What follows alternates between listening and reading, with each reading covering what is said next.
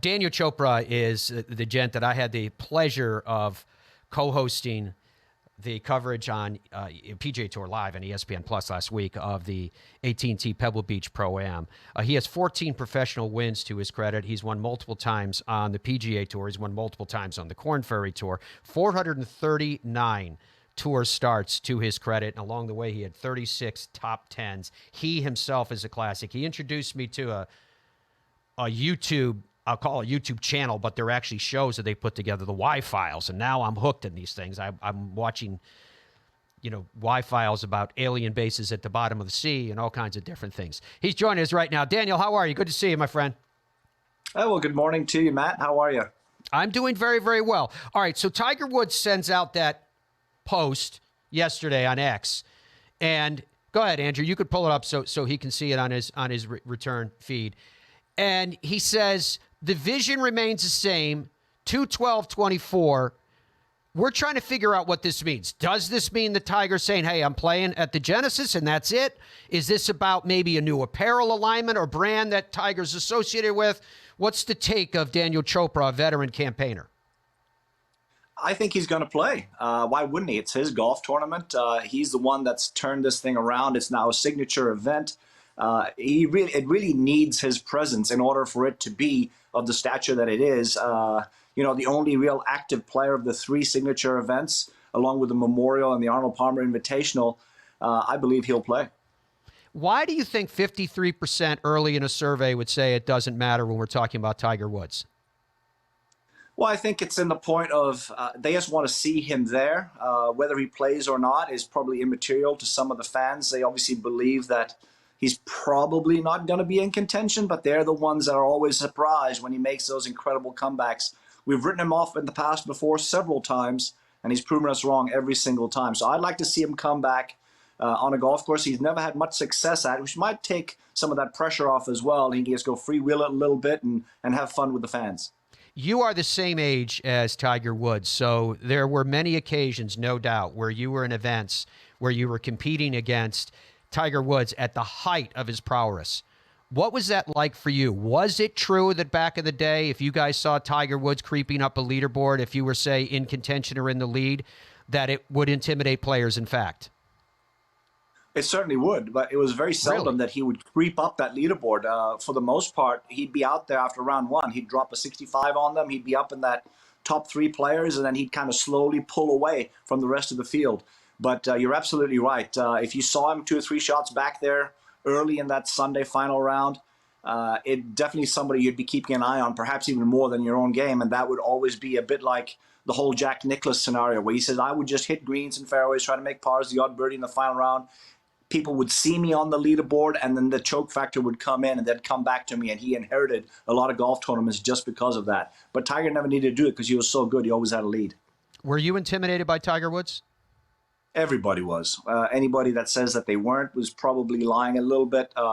There might be a few players that weren't necessarily intimidated. Mickelson, Vijay Singh, Retief Hussain, Ernie Els, they were not necessarily intimidated, but they were aware of him, and they really wanted to beat him because it was just the extra feather in your cap if you could take down Tiger Woods. And Vijay Singh was really probably the only player to have ever really done that, to dethrone him with that 9-win season in 2004, I believe, and then took the number one ranking away from him as well. So Vijay is really the only player to have really taken him down over a course of a season.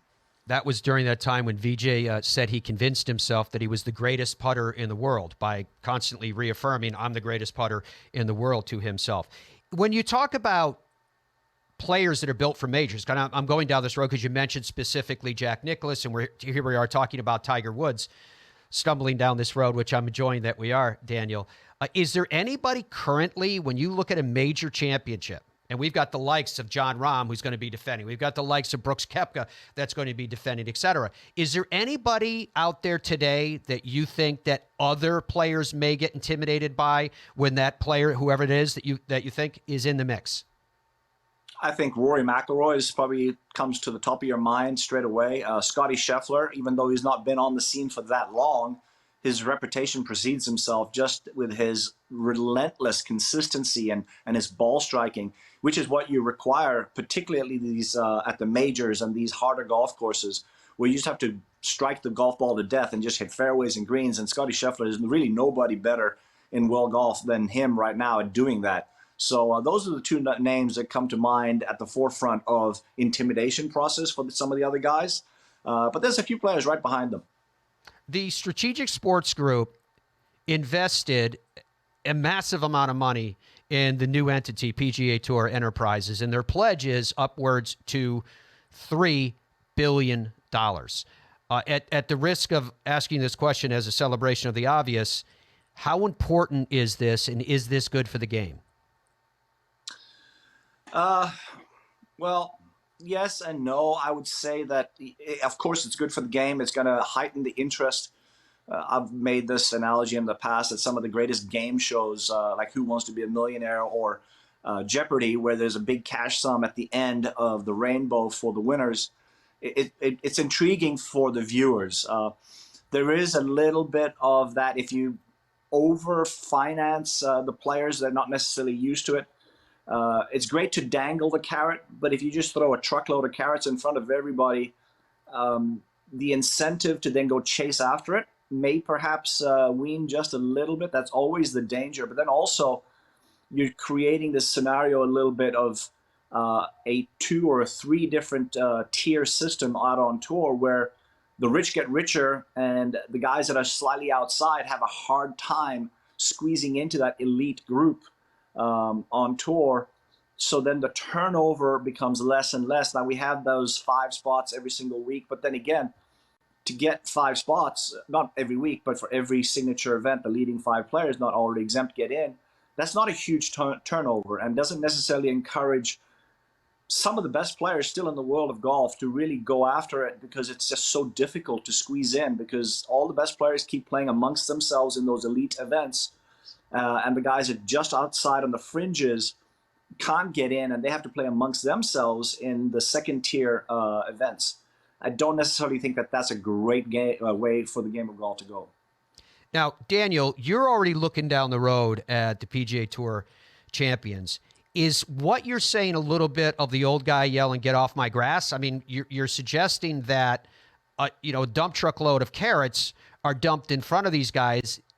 Golf, yes, has always been you eat what you kill, but in this case, golfers may be starting to get paid based upon what their actual value is in the marketplace.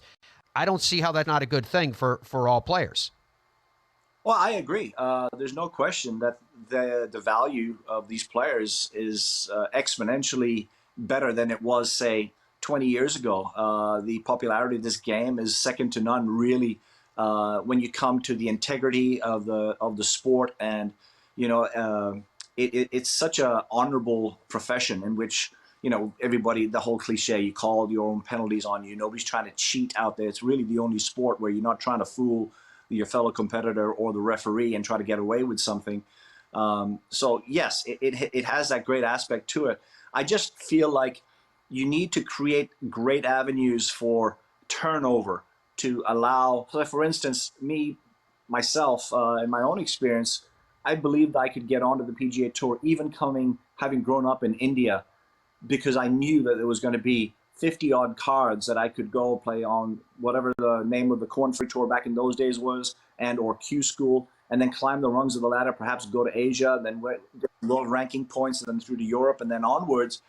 I always felt that there was an avenue for entrance into the highest level, which was pretty much one level, and then you had some of the majors that were slightly above it. But now the tour has become more of like a 3 or even a 4-tier system, where you got the signature events, then the majors, then you have your elite normal PGA Tour events, and then you have your secondary opposite field events, and then you have the Corn Ferry Tour. So there's several different tiers, and it's just difficult to get from the the middle one up into the elite. And that's what I think they need to find a way, I don't know how, to just make better access.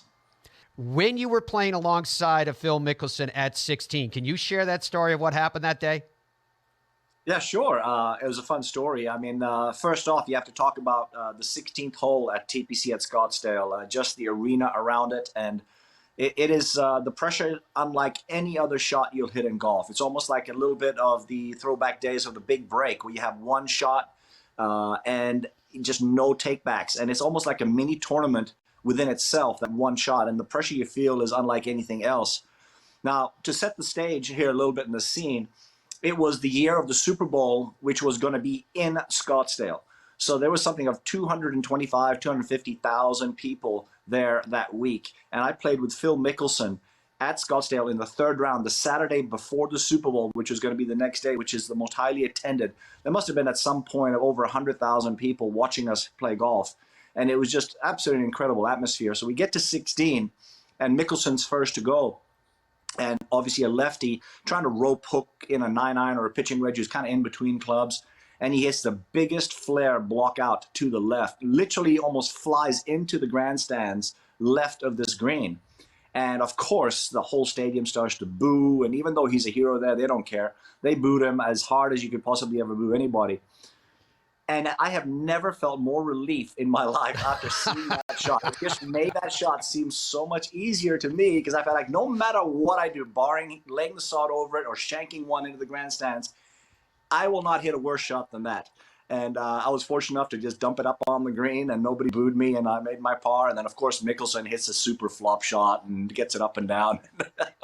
And he's a big hero all over again. But that was a memory I'll never forget. That is Phil. I love Daniel Chopra. Love him having a show. That behind you, Daniel, is that like a really bad impressionist painting, or is that a curtain in front of like a view of a lake or something? Yeah, that's a lake behind my house here, and it's just a curtain. Yeah, I got a beautiful view here at the back of my house. Yeah, I love the SpaceX hoodie you got on too. Just do me a favor, lift the blind there so we can see the beauty that's hiding behind that. Okay, yeah, sure. Why not? I want to see it. Oh, now that's quality right there. Now this is going to become like an FBI silhouette when he sits back down again. I don't know. Let's see. Let's see what I look like. That's not bad. It makes you seem a little more dangerous. Okay. Also joining us today, Mark Wilson, who is an analyst for the same PGA Tour Live as well as PGA Tour Radio. Although this week, Mark, who's a 5-time winner on the PGA Tour, 392 PGA Tour starts and 32 top 10s. Also a winner at the WM Phoenix Open. He is actually playing golf this week on the Korn Ferry Tour, the Astra Golf Championship in Bogota, Colombia. Mark, thank you for joining us, my friend. It's great to have your company. How are things going down there? You bet, Matt. Thanks for having me. And Daniel, good to see you too. What a bonus. Things are great in Bogota. It's a great spot. I know you've been here, Daniel, and we've had a lot of rain the last few days. So we're just hoping to get the golf tournament in. But as the PGA Tour usually does, we find a way to get 72 holes in by Sunday night. Awesome. I'm going to jump in here with you for a couple of minutes, then we're going to say goodbye to Daniel and keep you for our final segment, if you don't mind, Mark, as we continue. But let me just ask you this first question, and I know that your passion in this is going to be unique as a past champion of the WM Phoenix Open, but why is that event so special? Well, it's a unique atmosphere, no doubt, and something us golfers don't get to experience, the feel of being a football player coming into the stadium and having all these people cheering or booing for you. Daniel talked about it being such a nerve-wracking shot, and it's a shot that on 16 there that you think about way in advance. I remember getting there my first time I ever played. I think it was 2008. And I walk in the locker room on Tuesday morning, and there's Chris DeMarco, a past champion, talking about how he's got these Oakley sunglasses that have earbuds that go into his ears, and he's going to be able to turn that on to play that hole so he can drown out all the noise. And I'm like, wait a second. He's a past champion, and he's already thinking about that hole on Tuesday. So that just gives you kind of an idea of it. And it's just exploded over the years in terms of how many people show up. It's the place to be. I mean, when you walk around Scottsdale on other weeks, they talk about the Open. And I got confused thinking they're talking about the British Open. No, they're talking about the Phoenix Open. Are you going to go to that golf tournament and watch the spectacle there? It's the place to be this week for sure. Daniel, I haven't had a chance to ask you that same question straight up. Why do you think the greater Phoenix area, Scottsdale in particular, have embraced this event the way they had, and how has it become so distinctive, so unique? I think part of it has to do with the Thunderbirds. They have created this the greatest party in Scottsdale, and golf is just the backdrop. 90% of the spectators that will come, or the patrons that come to this event, 70% of them don't even care about golf. They're there for the party, and the golf is just the backdrop. And then the 30% that are there perhaps walking around, 90% of those will be on the back nine alone. And it's almost like a tale of two different golf tournaments. That front nine, you feel so lonely.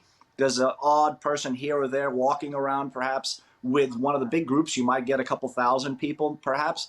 But then you get on to that 10th hole, and you get to number 11, then all of a sudden, that's where the buzz starts. And that's it really is incredible. There's no tournament in the world that's like it, where you have such a disparity between the front nine and the back nine as far as the patronage is concerned between the spectators and the players, regardless of who's playing. Daniel, you know that I love you. I know you're doing PGA Tour radio this week. We're going to be giving everybody the airtimes coming up in just a second. But as we say goodbye, I am going to ask you to step out of the frame again so we can see that beautiful lake shot behind you, because you caused it to look like a cloud of fog has rolled in. All right, there it is. That's how beautiful it is. More of the Fairways of Life show coming up. When we come back, more with Mark Wilson after this.